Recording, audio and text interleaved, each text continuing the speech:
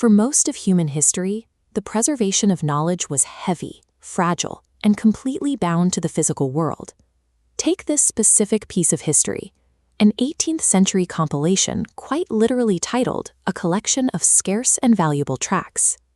Today, that exact phrase sits directly above a row of glowing, frictionless buttons offering to download PDF or read ebook. When the original authors used the word scarce, they meant it in the harshest physical sense. A book was an object tied to a single geographic location, susceptible to fire, water, and simple decay. We are looking at an object whose entire historical identity was defined by how hard it was to find, now sitting on a server, ready to be infinitely replicated with a single mouse click. 300 years ago, a library functioned as a literal bank vault. Books were concentrated, tangible wealth. This is a rivalrous good, a physical resource where use by one prevents another from using it. If I hold the book, you cannot. Because it existed in one set of hands, others were locked out. Access required wealth or geographic proximity. For almost the entirety of human civilization, the only way to ensure the survival of knowledge was to build walls around it and strictly control who was allowed inside. But step out of those quiet, locked reading rooms and into a modern server farm, and the constraints of the physical world disappear. Archiving history is no longer just a slow, delicate art.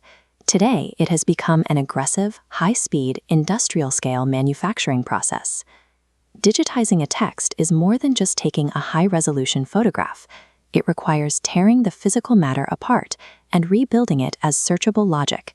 This happens through optical character recognition, or OCR.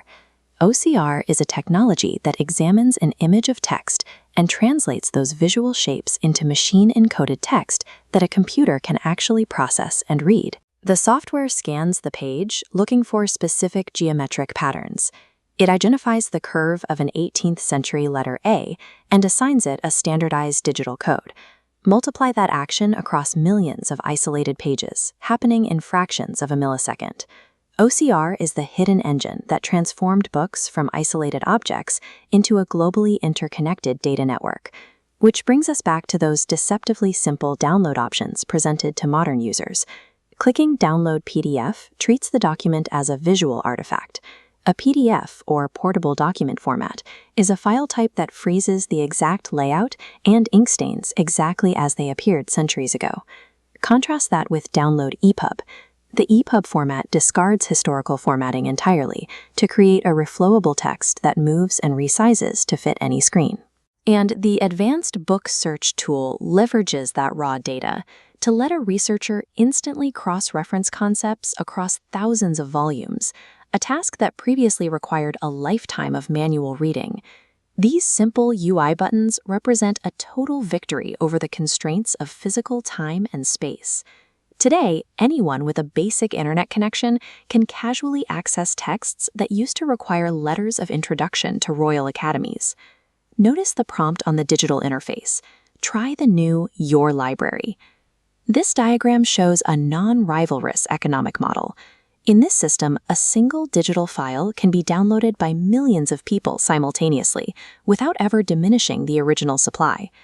Maintaining a physical archive of scarce tracts cost a fortune in stone, security, and climate control. Hosting a personal digital copy costs a fraction of a cent. The underlying architecture of the internet has effectively bankrupted the concept of scarcity in historical literature. This leaves us with a final question. If a historical text is no longer rare, where does its actual value come from? The intrinsic value has decoupled from the decaying paper. It now lives entirely in the accessibility of the ideas themselves. This global network operates as humanity's ultimate decentralized backup drive, a perfect safeguard against the complete erasure of time. When the interface prompts you to import your bookshelves, it signals a shift where the curation of history belongs to a collective effort by the masses, rather than elite institutions. By systematically destroying the physical scarcity of our own history, we have finally guaranteed that the past belongs to everyone.